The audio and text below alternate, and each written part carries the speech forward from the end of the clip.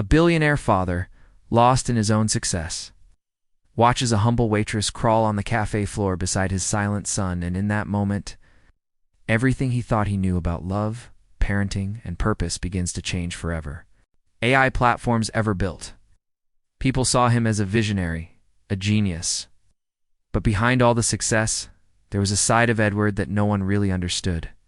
He was also a father, a very lost and confused one. His 4-year-old son, Liam, had been diagnosed with autism when he was just 2. Since then, Edward's life had changed. But not in the way people thought it should. Edward didn't know how to connect with his son. His world was full of boardrooms, investors, and results. He spoke in numbers, ideas, and plans. But Liam didn't care about any of that.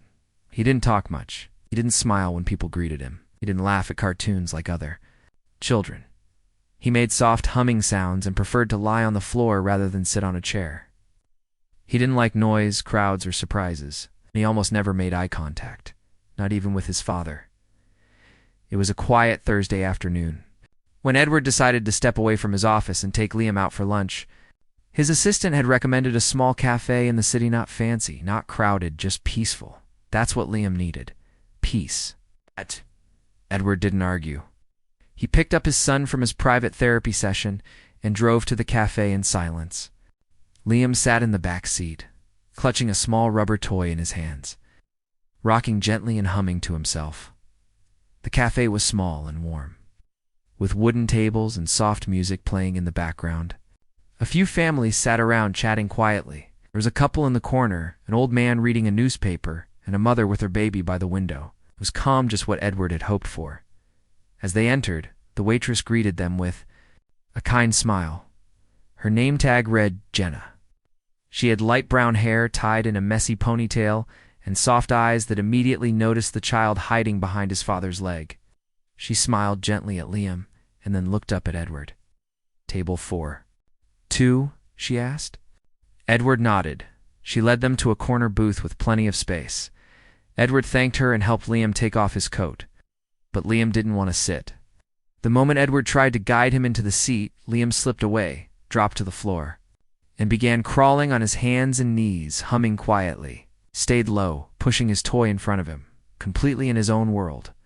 Edward froze. His face turned red as other people began to notice. The old man lowered his newspaper. The couple paused their conversation. Even the mother with the baby looked over with concern.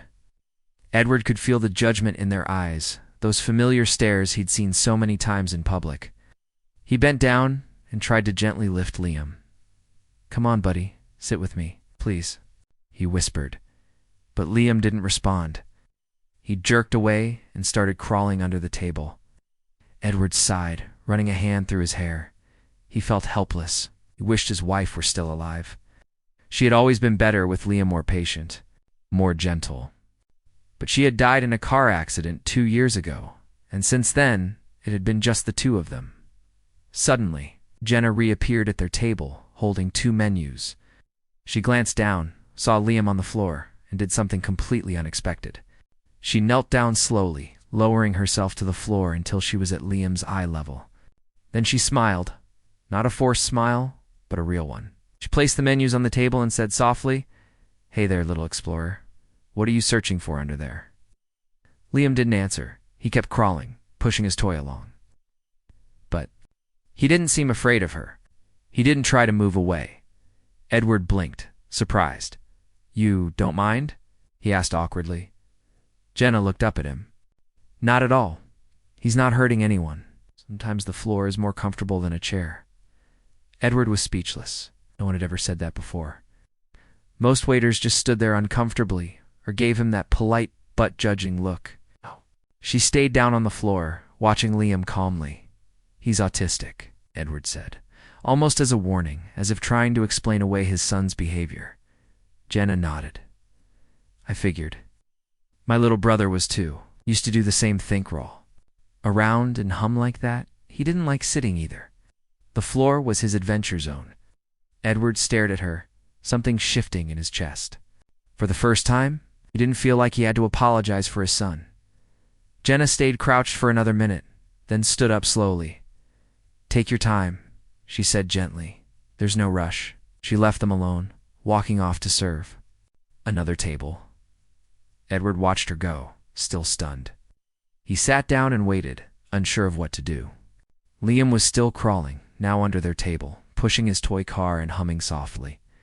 But he seemed calm, not distressed, not overwhelmed. That was rare. Edward ordered a simple sandwich and juice for Liam, knowing he wouldn't eat much anyway. He watched the room, noticing how the other people had gone back to their own conversations. Only Jenna had truly seen Liam, not as a disturbance, but as a child. That thought stayed with him. When the food came, Jenna placed the plates down gently, as if she didn't want to break the peaceful moment. She squatted down again and said to Liam, I brought you something, little man. It's orange juice. Your dad says you like that. Liam didn't respond, but he paused in his crawling. Slowly, he turned his head toward her. Just for a second. That moment, a single glance meant more to Edward than he could explain. It was rare for Liam to look at strangers. After Jenna walked away, Edward found himself smiling, genuinely smiling for the first time in days, maybe weeks. Something about that interaction had softened a part of him he didn't realize was hard. After they finished eating well, Edward ate and Liam played Edward, walked up to the counter to pay. Jenna was there, punching something into the register. She looked up and smiled again. Thank you, he said. For what? For being kind to my son. Most people don't know how. She shrugged. It's not hard. No. You just have to slow down and join them in their world, even if that means crawling on the floor. Edward chuckled softly, the sound unfamiliar in his own mouth. That's a rare quality. Jenna looked down, then up again. Well, he's a sweet boy. You're doing great, by the way. I know it doesn't feel like it, but just showing up, like this sit, means a lot. Edward didn't know how to reply to that. Praise wasn't something he was used to outside of boardrooms. He nodded, thanked her again, and took Liam's hand. To his surprise, Liam didn't pull away. He just walked quietly beside him as they left the cafe outside. The city buzzed with traffic, horns, and footsteps. But something inside Edward felt different. Softer, lighter. A woman he'd just met had crawled on the floor with his son, and somehow that simple act had broken a wall he hadn't realized was there. As they drove home, Edward kept glancing at Liam in the rearview mirror. The boy stared out the window, humming again, holding his toy tightly. But there was something new in his expression. Peace, comfort maybe, even connection. Edward thought about Jenna, about her story, about how she had treated Liam like he was. Normal, not in a dismissive way, but with real understanding. He didn't know anything about her, but he wanted to. She had done in 5 minutes what therapists, doctors, and even he couldn't do, make Liam feel safe in the world. That night, after Liam had gone to bed, Edward sat alone in the living room, staring at nothing. His penthouse was quiet, filled with expensive furniture and cold air. But in his mind, he kept seeing that moment in the cafe, Jenna, crawling beside Liam, talking to him like it was the most normal thing in the world. Edward Langford sat quietly at the corner table, sipping his black coffee without tasting it. His mind was racing, but his face stayed calm, just like always. In front of him, his young son Liam sat on the floor, rocking back and forth gently, humming to himself and staring at nothing in particular. Edward had brought him here because it was supposed to be a quiet cafe, far from reporters, clients, and the fast pace of his daily life. But now, he was starting to regret it. People were watching, whispering. Some looked with curiosity, others with judgment. Liam was 4 years old, a beautiful child, small and delicate with big, expressive eyes. But he barely spoke. He didn't like to be touched, didn't like loud noises, and often acted in ways that made people uncomfortable. He had been diagnosed with autism 2 years ago, but Edward still didn't understand what that really meant. All he knew was that nothing he did seemed to help. His son seemed locked in a world Edward couldn't reach. And yet, the waitress, that waitress, she was doing something strange, something nobody had done before. Edward had first noticed her when she walked, over with a smile that didn't look fake or forced. Her name tag said Jenna. She had light brown hair tied up in a messy bun, and her eyes had a kindness in them that was hard to describe. When she had first come over, Liam had ignored her completely. He had slipped off his chair and started crawling on the floor, his palms flat, moving slowly under the table. Edward had stood up, embarrassed, ready to pull Liam back up, ready to apologize. But before he could do anything, Jenna surprised him. She didn't flinch or frown. She didn't act shocked or upset. Instead, she had calmly crouched down on her knees and gently crawled on the floor too. Just like Liam, she didn't touch him or talk too much. She just followed his rhythm, humming softly, mimicking his actions. And something incredible happened. Looked at her, just for a moment. His eyes met hers. It was the first time in days that he had looked anyone in the eye. Edward had watched silently, his heart pounding in confusion. He wasn't sure whether to be angry or amazed. Nobody, not even expensive therapists, had ever gotten that kind of response from Liam now. After the initial shock wore off, Edward waited until her shift was over. He sat there in silence as Liam played under the table. When Jenna finally brought the bill, Edward looked up and said, "Can I talk to you?" "After your shift?" Jenna hesitated, then nodded. "Sure, just give me a few minutes." She disappeared behind the counter and returned 15 minutes later in a simple hoodie, tying her apron off. Edward stood awkwardly, unsure of how to begin. "Let's sit," she said gently, leading him back to the same table. Liam was still under it, still humming to himself.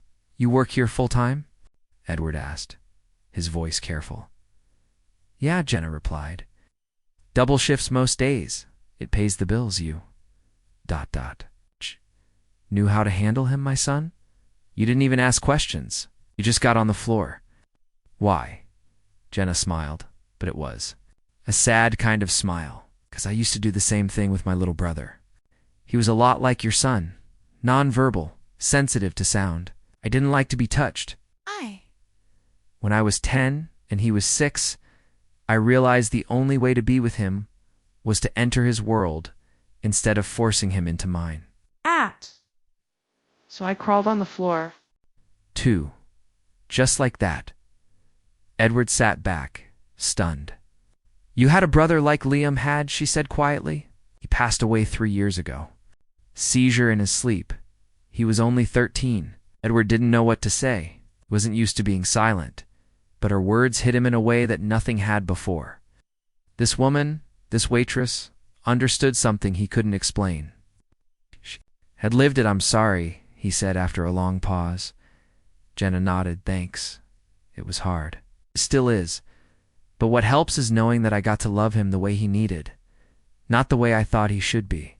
Edward looked at Liam. His son was now playing with a plastic spoon, flipping it back and forth, completely lost in his own world again. "I try," Edward said. "But I don't know how. I feel like I'm failing him." Jenna looked at him carefully. "You're not failing him. You just haven't learned his language yet." Her words sank deep into Edward's heart. He wasn't used to being told what he didn't know. He was a billionaire. He had built one of the biggest tech companies in the country. People listened to him, respected him, feared him. But here in this tiny cafe, a waitress was telling him something no expert had dared to say, that he didn't understand his own son. And it wasn't Liam's fault. For the next hour, they talked. Jenna told him stories about her brother, how he used to scream if the lights flickered, how he loved the sound of running water, how he would communicate with gestures instead of words. She told Edward how her mother had broken down often, exhausted and helpless, and how Jenna had stepped up when no one else could. "You're lucky," she said, looking him in the eye. "You have money, resources, you can hire the best therapists, buy the best equipment, but none of that matters. If your heart isn't in it, autistic children don't care about money. They care about safety, patience, connection." Edward felt like someone had opened a door he didn't know existed. All his life, he had measured success in numbers, profits, stocks, market shares, but now he saw that none of it could teach him how to be a good father. Jenna checked her phone and sighed. "I need to get home to my daughter." "You have a daughter?" Edward asked, surprised. "Yeah, Rosie. She's 6, feisty as ever. She's the reason I keep going. And the reason I work 12-hour shifts." He stared at her with a mix of admiration and curiosity. "How do you do it all?" "I don't have a choice," she replied simply. "When life hits hard, you either break or bend. I chose to bend." Edward walked her to the door. Liam trailed. Behind them, still quiet but calm. When they reached the sidewalk, Jenna bent down and smiled at Liam again. "Bye, little guy," she whispered. And to Edward, she added, "Don't give up on him. He's in there. You just have to find the key." Edward stood there for a long time after she left, holding Liam's hand. The boy didn't pull away. That night, Edward couldn't sleep. He lay awake in his penthouse, staring at the ceiling. The city lights outside glowed faintly through the curtains. He thought about Jenna, her strength, her pain, her kindness, most of all, her honesty. She had told him the truth without fear. She hadn't tried to impress him or flatter him. She had simply shared her story. The next morning, Edward did something he never did. He took the day off. No meetings, no phone calls, just him and Liam. And he went back to that cafe. Jenna was there, surprised but smiling. "Back already? I thought maybe, if you're okay with it, ... we could join you for your break?" She looked at him, then at Liam, then back at him. "Sure," she said, wiping her hands on a towel. "Come on in." They sat together again, and Liam crawled under the table again, but this time, Edward got down too. Not gracefully, not confidently, but he got down anyway. Jenna smiled as Edward awkwardly copied his son's movements, bumping his head and laughing softly. And for a brief second, Liam looked at his father. Really looked. Edward felt a lump. In his throat, it was working, slowly, painfully, but it was working. They stayed there for over an hour, talking, crawling, laughing, learning. Edward didn't know it yet, but his entire life had just changed, and it all began with a waitress who refused to stand by when she saw a boy crawling on the floor, because she knew sometimes love means getting down on your knees, even if no one else understands. Edward had never thought he would visit a small cafe every single morning, but here he was, walking in just after the breakfast rush, holding Liam's little hand. The boy didn't like crowds, so Edward made sure they always came when it was. Quiet, Liam still didn't talk much, but there was a calmness in him now that wasn't there before. His eyes moved slowly around the room as if trying to remember things, and every time he saw Jenna, his lips curled into the softest smile, a rare gift that Edward was starting to treasure more than anything. Jenna always welcomed them warmly. She would kneel down to Liam's level, not trying to force a hello, just letting him see that she was there and she cared. It had become a sort of ritual now. Edward would order coffee, and Liam would sit on the floor or play with the napkin holders. Jenna would bring a small toy, or a spoon, a paper cup, a soft cloth, and gently hand it to Liam to keep his hands busy. And during those quiet moments, Edward and Jenna would talk. Their conversations were no longer just about autism. They talked about everything about life, about fear, about parenting. Edward had begun to realize that he had never really spoken to someone like this before. In his world, people talked about money, deals, deadlines, appearances. Was real. She didn't care about his suits or his company. She only cared about how he treated his son. And slowly, that made Edward want to be better. One day, after they had spent nearly 2 hours at the cafe, Edward looked at Jenna and asked, "Would you mind showing me how you do it? Not just here, at home too. I want to learn." In surprise, "You want me to come to your place?" "Yes, not as a waitress," Edward said. "As someone who understands my son better than I do." She hesitated. She had never been invited into a billionaire's world before. But then she looked at Liam, who was gently touching Edward's sleeve, something he never did before. Jenna nodded. "Okay, but only if I can bring Rosie." Rosie, Jenna's daughter, was 6 years old. When Edward first met her, she was drawing stars on a napkin and trying to balance a salt shaker on her head. She was loud, funny, and full of life, the complete opposite of Liam. But strangely, Liam didn't seem to mind her energy. He watched her from afar, blinking slowly, as if trying to figure her out. The first visit was awkward. Edward had spent thousands designing his penthouse, but now it felt too clean, too cold. Jenna arrived in jeans and a hoodie, holding Rosie's hand, looking around like she'd entered a spaceship. "This place is fancy," she said, half laughing. "Too fancy," Edward admitted. Jenna got straight to work. She didn't try to force Liam to play.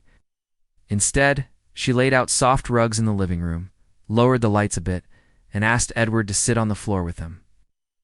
Rosie sat nearby and began drawing again, talking out loud, but not too loudly. Liam walked in. Circles at first, unsure of what was happening. Then Jenna pulled out a small bag of soft toys and placed them on the rug. "Let's let him come to us," she whispered. It took time, but Liam eventually crawled over and sat down. He didn't speak, but he gently picked up one of the toys. Edward, watching closely, leaned in. "Should I talk to him?" "You can," Jenna said. "Just don't expect a reply right away. Talk like he's listening, even if he doesn't look at you." So Edward did. He told Liam how proud he was, how happy he was to see him sit calmly. He told him he loved him, said it softly over and over again, like a secret he had never been brave enough to say before. And though Liam didn't answer, he stayed. That was enough. Week after week, Jenna and Rosie came over. And little by little, things began to change. Edward started using the tools Jenna had taught him. Gentle repetition, visual cards, soft music, consistent routines. He reduced the loud sounds in his home, added soft lights, and even started coloring with Liam using markers and blank paper. It wasn't perfect. Some days were hard. Liam would scream for no reason, throw things, or retreat to a corner and refuse to come out. But Edward didn't give up. He remembered Jenna's words. "He's not trying to fight you. He's just overwhelmed. Give him time." One night as Jenna packed up to leave, Edward stopped her at the door. "You're helping more than anyone I've ever paid. I'm not doing it for money," she said. "I'm doing it for him." "But you deserve more," Edward insisted. "I want to help you too. Financially, I know you're struggling." Jenna's face tightened. "I don't want charity." "It's not charity," Edward said quickly. "It's gratitude." She looked at him for a long moment. "I'm used to fighting my own battles." "I can see that," Edward said quietly. "But sometimes, even the strongest people deserve help too." Jenna didn't answer. She just nodded and left. That night, Edward stayed up late reading about autism. Really reading, not just scanning articles. He joined online forums, watched videos, even reached out to a few therapists he'd ignored before. But most importantly, he began documenting his own journey, with Liam writing notes about what worked, what didn't, what made Liam laugh, what made him cry. Liam was changing too. Slowly, gently. One morning, while Jenna and Rosie were at the apartment, Rosie reached out her hand to Liam, offering him a toy. And for the first time, Liam reached out and took it. No words, no big reaction, just a simple moment. Jenna gasped, tears in her eyes. "He's reaching out," she whispered. "He's opening up." Edward couldn't stop smiling. "You helped me reach in," one afternoon. After Liam had fallen asleep on the couch, a miracle in itself, Edward and Jenna sat on the balcony drinking tea. The city stretched out before them like a painting. Edward looked at her and said, "I've been thinking about something." "What?" Jenna asked. "I want to do more. For kids like Liam. For parents like you. I have the money, the platform. But I need someone who knows what they're doing." "Someone like you," Jenna raised an eyebrow. "You want to start something?" "A foundation," Edward said. "For children with autism, therapy, education, parent support, the whole thing. But not run by businessmen, run by people with heart. Like you." Jenna was quiet for a long time. "That's a big leap." "I'm just a waitress." "No," Edward said firmly. "You're a teacher, a guide, a fighter. I've learned more from you in 2 months than I did from 10 experts. She looked down, her eyes shiny. "I'd have to quit my job. I'll pay you a salary, a real one. It's not out of pity, but because you're worth it." Rosie came running out onto the balcony at that moment, waving a drawing in the air. It was a picture of her, Jenna, Edward, and Liam's stick figures holding hands under a giant sun. Look, she shouted proudly. Jenna smiled, wiping her eyes. Maybe it's time for something new. Edward reached out his hand. Let's build something together. She took it. From that day forward, things moved quickly. Edward set up the foundation paperwork, hired legal teams, and found a space that could be turned into a therapy and support center. But he made one thing clear: it was Jenna's vision that would lead it. She designed the rooms, interviewed the staff, and built programs based on real experience, not just textbooks. The foundation was named the Langford Hope Center. But everyone knew Jenna was the heart behind it. As the months passed, Liam became more responsive. He started making sounds that slowly formed into words. His first clear one was Mama. Edward froze when he heard it, unsure what to do. Jenna smiled and said gently, "He remembers." Edward replied, "So do I." Then came the day that shocked everyone. Liam ran Ron toward Rosie in the playroom, laughing. Soft, high-pitched laugh that echoed through the walls. Jenna watched, her hand over her mouth, and Edward sat down, overwhelmed. His boy was changing, healing, growing, and so was he. Jenna, once just a waitress with a broken past, had become the woman who brought light into their lives. And Edward, once a cold, calculating billionaire, had become a father who finally understood what it meant to love without conditions, all because of one moment, one choice. One waitress who crawled on the floor not because she had to, but because she understood that sometimes love means meeting someone exactly where they are. The Langford Hope Center was coming to life. The rooms were painted in soft, calming colors. The walls were decorated with drawings made by children, including some by Liam and Rosie. There were therapy rooms with toys, beanbags, and soft lighting. There were learning spaces for parents, and quiet rooms for children who needed a moment away from noise. Everyone involved felt something special was happening. It didn't feel like a business, it felt like a home. Edward was proud but nervous, too. He had invested not just his money, but his heart. This wasn't just about helping others. This was also about healing his own broken parts, becoming the kind of father he never imagined he could be. Jenna, with her calm voice and deep understanding, had become his guide. Not only in the foundation, but in life. One morning, Edward had an idea. He wanted to show the world the good work they were doing. He wanted to inspire other wealthy people, to invest in special needs programs. So, he decided to host a private charity gala. It would be a night to raise awareness, gather donations, tell Liam's story. He spoke to Jenna about it over coffee. "I want you to be there," he said. "You're the soul of this entire journey." Jenna looked uneasy. "I'm not sure I belong at something like that." "Why not?" he asked. "I've never been to a gala. I don't own a dress. I don't even know which fork to use for what," she said with a nervous laugh. Edward smiled gently. "None of that matters. What matters is the truth. And you represent it better than anyone I know." After a long pause, Jenna nodded. "Okay, but only if Rosie can come." "Of course," Edward said. "You'll both be my guests." The night of the event came faster than expected. The ballroom was glowing with golden lights and elegant decorations. Waiters moved between guests, carrying trays of sparkling drinks. Men in tuxedos and women in long gowns filled the space. Talking about business and art, laughing politely, Edward stood near the entrance, greeting guests.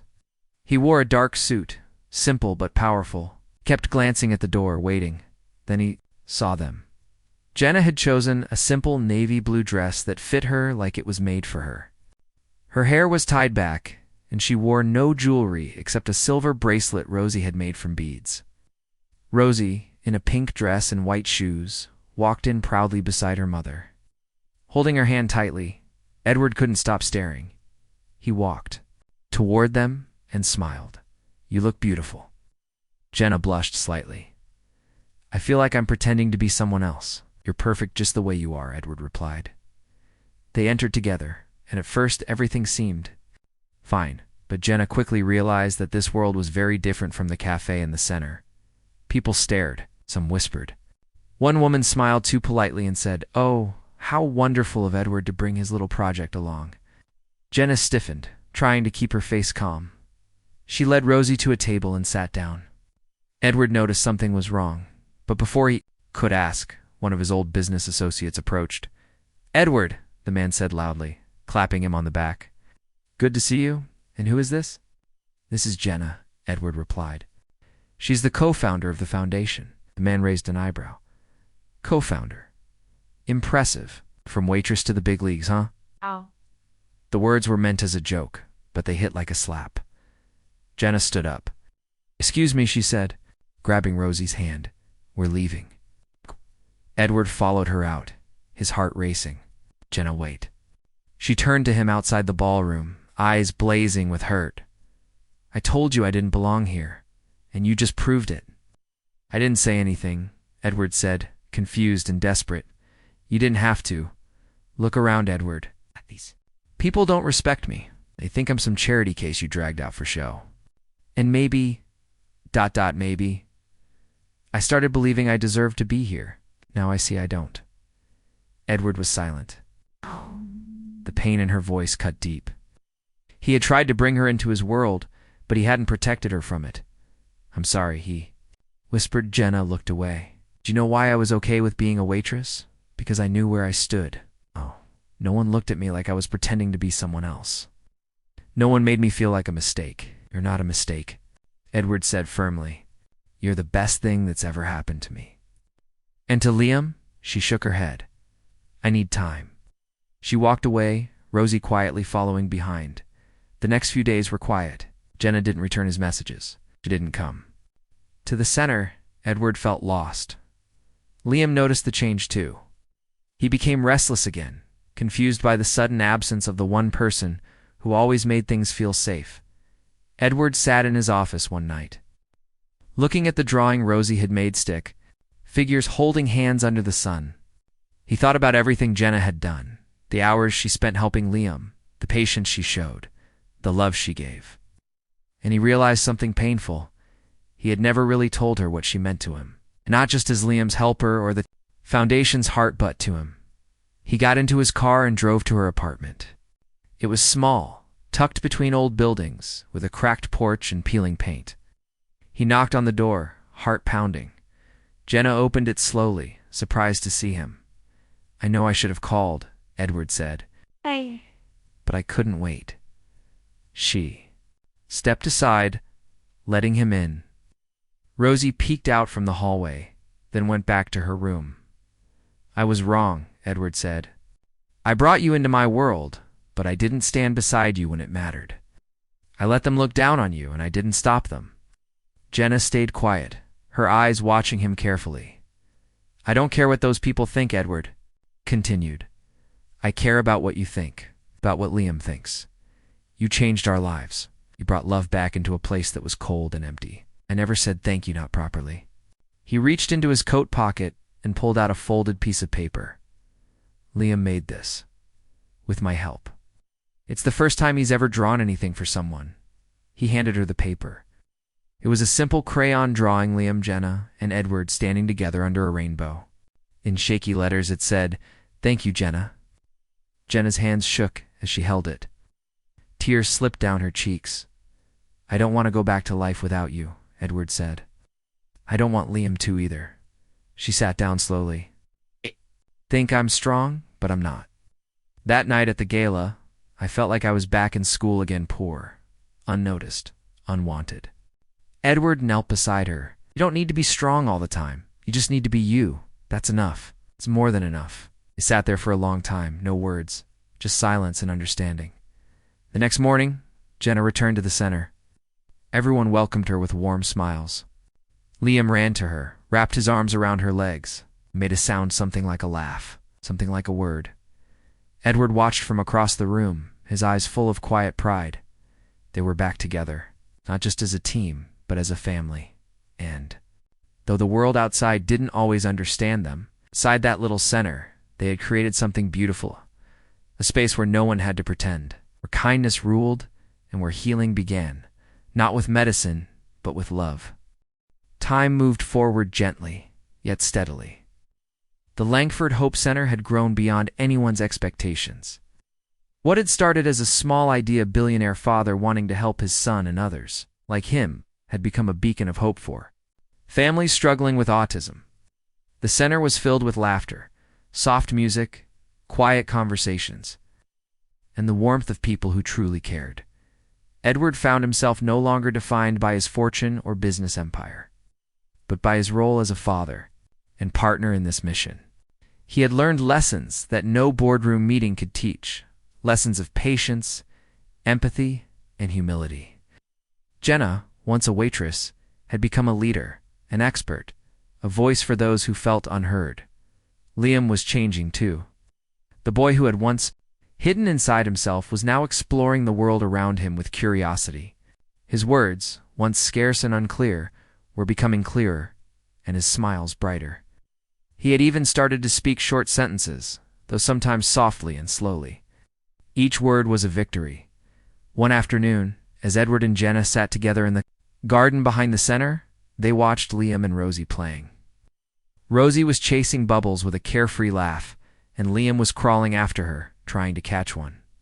Jenna looked at Edward and said quietly, "He's come so far. It feels like a miracle." Edward nodded. "It does, but it's not magic. It's love and hard work." Their partnership was stronger than ever, built on respect and shared purpose. They had faced challenges, judgments from the outside world, the constant pressure to prove their worth, and the everyday struggles of raising children with special needs, but they had grown through them. They had created a family. One evening, Edward received a call from a well-known news channel. They wanted to do a story about the Langford Hope Center and the impact it was making. Edward was hesitant, but realized it was an opportunity to spread awareness and help more families. The day of the interview arrived. Jenna was nervous, but Edward reminded her, "You're the heart of this story." The interview showed the center in its full light: children learning, parents sharing their journeys, therapists working with care and kindness. Jenna spoke about her own journey, from struggling waitress to advocate and teacher. Edward shared his story of discovering fatherhood in ways he had never imagined. After the broadcast, the response was overwhelming. Donations poured in, and families from different cities contacted the center for help. The Langford Hope Center expanded, opening new locations and offering online support for parents who couldn't visit in person. With this growth came new responsibilities. Jenna began training other staff to teach the same gentle, understanding approach she had used with Liam. Edward used his connections to bring in experts and create research programs focused on autism. But through all this, they never lost sight of the heart of their work, the children and families. The center remained a place of warmth and acceptance. One afternoon, a mother named Sarah came to the center. Her son Michael had recently been diagnosed with autism. She was overwhelmed, scared, and unsure where to turn. Jenna welcomed her with open arms and shared her own story, helping Sarah see that she was not alone. Over the months, Sarah watched her son grow more confident. She attended parent support groups led by Jenna and connected with other families. She found hope where she had seen only fear. Edward noticed these changes too. He realized that the foundation was not just about providing therapy, but about building community.